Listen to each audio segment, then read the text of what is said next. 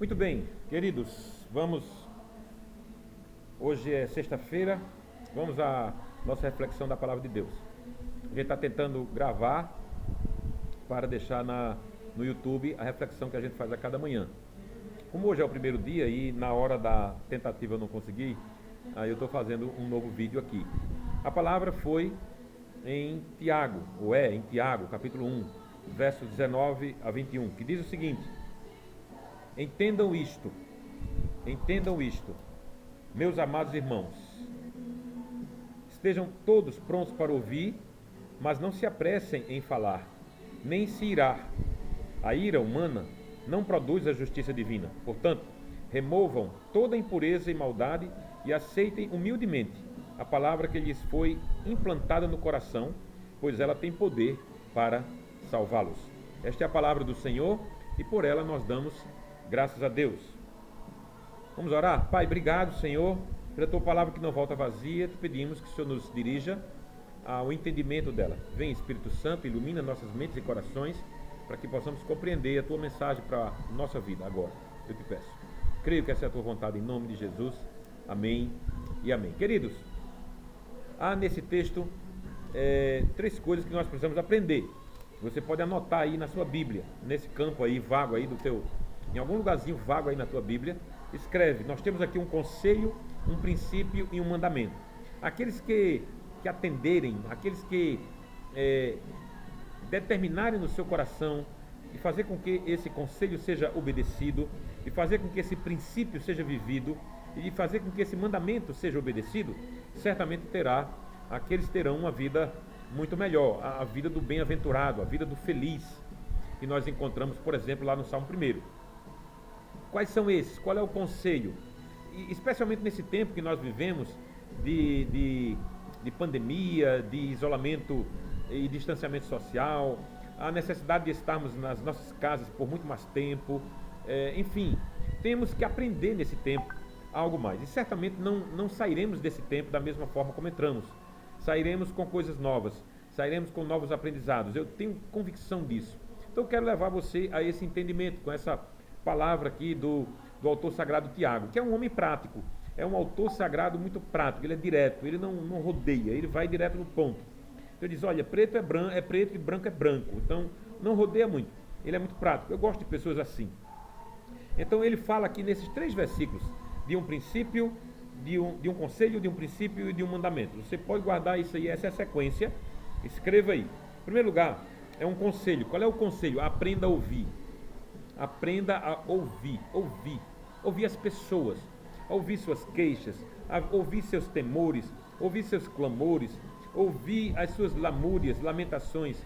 Gente, às vezes as pessoas querem apenas um ouvido, apenas isso. Às vezes aquilo que a gente tem para dar para eles já sabem. Eles já sabem do conselho que eles precisam ouvir. A questão é que eles precisam ouvir a si mesmos falando com alguém. Porque isso é colocar o peso da carga com mais alguém, sabe? Quando você pega 2 bois, né? Hoje a gente não vê mais isso, mas eu já vi isso na minha infância. 2 bois com a canga. A canga é aquela coisa que se bota, aquela ferramenta que se bota nos 2 bois para eles puxarem um carro atrás que vem com peso. Aquele peso está dividido entre os 2 bois ou mais. Então, o que às vezes muitas pessoas precisam às vezes com muita urgência, é de dividir a carga. E a Bíblia diz: levai as cargas uns dos outros. É isso, é dividir o peso e falar. As pessoas falam e aliviam o peso da carga que tem levado.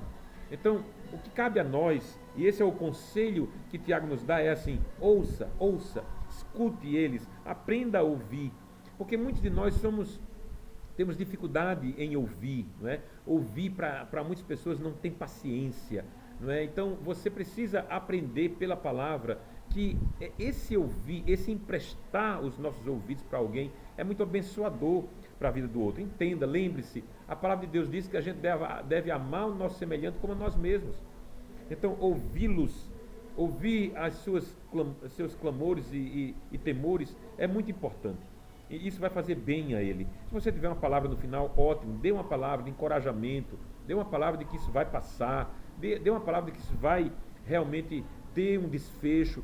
Todas as tempestades na vida são assim, elas não vêm para ficar, elas vêm para passar e vêm para nos deixar mais fortes. Então, leve uma palavra de encorajamento, mas o mais importante não é a palavra que você vai levar, o mais importante é o seu ouvido emprestado a alguém que necessita. Em segundo lugar, o princípio. Então guarde aí, você tem um conselho, o autor sagrado te dá um conselho: ouça, esteja pronto para ouvir. Depois vem um princípio: a nossa ira não produz a justiça de Deus. Entenda, irar-se não é pecado, a Bíblia fala nisso. E o apóstolo Paulo, escrevendo aos Efésios, ele diz isso: irai-vos, mas não pequeis. Então, a ira é comum, inclusive no Deus. Deus é um Deus que, um dos seus atributos é a ira. E a ira de Deus está intimamente ligada à sua justiça. Então, quando Deus se ira com coisas que desagradam não só a Ele, mas a nós também. Então, Deus se ira com a injustiça humana, Deus se ira com o pecado, Deus se ira com a revolta, com a rebeldia do ser humano. Deus se ira porque o ser humano está estragando a natureza que Ele fez para o nosso bem. Então, Deus se ira com essas coisas. E é natural que a ira aconteça. E é natural que a ira aconteça em nós, porque nós fomos feitos à imagem e semelhança de Deus. Então, é natural que nós nos iremos. Mas, é bom saber disso, porque nós não somos seres perfeitos. A nossa ira não produzirá a justiça de Deus. Você entende? Por quê? Porque quando nós julgamos, e a ira vem dos julgamentos que nós fazemos, normalmente, quando nós julgamos, não há um julgamento perfeito.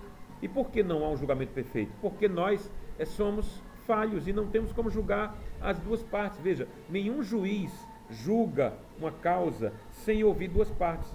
Ele não vai te ouvir somente e já dar uma sentença. Ele só vai dar a sentença depois que ele ouve a outra parte. Ele vai avaliar. E dentro das suas limitações de avaliar a parte de cada um, ele dá a sentença. Deus não. Deus, ele tem uma sentença perfeita, porque Deus conhece o nosso coração. Ele sonda o nosso coração. Ele sabe qual é a intenção do nosso coração. Um juiz não, um juiz humano não. Mas o juiz, dentro das possibilidades que ele tem, ele ouve as duas partes. Então, por que é que a nossa ira não produz a justiça de Deus? Porque nós não sabemos julgar como convém. Nós somos parciais e nós somos passionais. Então, nós julgamos a partir da nossa paixão. Então, nós normalmente compramos um lado da briga. Normalmente é assim. Então, o conselheiro cristão, ele precisa ouvir as duas partes e ser imparcial. E isso é uma tarefa difícil para nós. Para Deus, não. Então, lembre-se, a ira humana não produz a justiça divina. Isso é um princípio bíblico, isso não muda. Não muda, um princípio é isso, não vai mudar. Por mais que você tente ser correto, por mais que você advogue, reivindique para si que você está correto no seu julgamento, mas a sua ira não vai produzir a justiça de Deus. Então, lembre-se disso. Você ouve, você aprende a ouvir para abençoar pessoas. Você entende que a sua ira, por mais que você tenha ouvido e tentado julgar de forma correta, a sua ira não vai produzir a justiça de Deus. E por fim, o mandamento. O mandamento é: remova a maldade e a impureza do seu coração. Isso é o mandamento. E mandamento obedece quem quer. Aquele que obedece será bem sucedido. Aquele que obedece irá adiante. Vai andar muito mais pelos pastos verdejantes. Aquele que desobedece vai pelo vale da sombra da morte. Você entende qual é a diferença? A diferença não é Deus que estabeleceu para a gente não, gente. É a gente. Somos nós. Veja, Deus nos criou livres para escolher, livres para determinar o nosso futuro. E às vezes nós escolhemos errado. Então, andar no vale da sombra da morte é para quem obedece ou para quem desobedece. Andar nos pastos verdejantes é para quem obedece. É para quem olha para os mandamentos e diz assim: por mais difícil que seja isso, é isso que eu vou adotar na minha vida. Você entendeu? Então, assim, há claramente no Salmo 23 essas vertentes, duas vertentes. Uma, o vale da sombra da morte. A outra, os pastos verdejantes. Por onde você tem andado? Você tem andado pelo vale da sombra da morte? Olha para trás, veja o que é que você tem decidido lá atrás. Tudo que a gente planta hoje vai gerar uma colheita lá na frente, para o bem ou para o mal. Então, quando a gente decide obedecer os mandamentos de Deus, a gente vai viver na sua bênção. Veja o que é que Deus trouxe através de Moisés em Deuteronômio 6. Eu vos ofereço a bênção e a maldição. A bênção virá pela tua obediência e a maldição virá como decorrência da tua desobediência. É simples assim. Então, nós temos um conselho. O conselho é aprender a obedecer, aprender a ouvir as pessoas, aprender a parar um pouco a nossa pressa de já dar sentenças e ouvir as pessoas para dividir a carga que ela tem com a gente. Né? O princípio é, a nossa ira não vai produzir a justiça de Deus. Talvez aquilo que você ouça daquela pessoa seja algo muito contrário ao marido dela, ou à esposa dele, ao filho dele, ou ao pai dele, e aí você já se enche de ira pelo que você ouviu, mas você não conseguiu ouvir a outra parte. Então a sua ira não vai produzir a justiça de Deus. E por fim o mandamento. E o mandamento é assim: remova a maldade e a impureza que há dentro de você. Gente, quando nós nos convertemos, nós não nos tornamos anjos. Seres angelicais não somos nós somos seres humanos. E continuamos com a essência do pecado habitando em nós. Como é que esse pecado pode voltar para nós? Se a gente alimentar. E como é que a gente alimenta? Desobedecendo aos mandamentos. O mandamento é muito claro: remova de dentro de você, tire de dentro de você essa maldade e essa impureza que há dentro de você. Essa é a tônica. Então eu preciso repelir tudo aquilo que vem para me afrontar como filho de Deus. Eu preciso repelir tudo aquilo que vem para me fazer um mau filho. E Deus quer que eu seja um bom filho. Então, como é que eu sou um bom filho? Obedecendo aos seus mandamentos. Veja, a nova aliança em Jesus Cristo, ele levantou o cálice e disse: esse é o cálice da nova aliança no meu sangue. Ela não eliminou os 10 mandamentos. Os 10 mandamentos é um código maravilhoso, que tudo tem a ver conosco e Deus e conosco e o próximo. Conosco e Deus, quando ele diz, ame só a mim, não preste culto a outro ser, não preste culto a imagens, não preste culto a outro Deus, eu sou o único Deus. Então essa é a relação que eu tenho com o Pai. E a relação que eu tenho com o meu semelhante é: não mate, não roube, não cobice a mulher do próximo, não fale falsidades, respeite seu pai e sua mãe. Tudo isso é minha relação com o meu semelhante. Então Deus quer que eu obedeça aos seus mandamentos.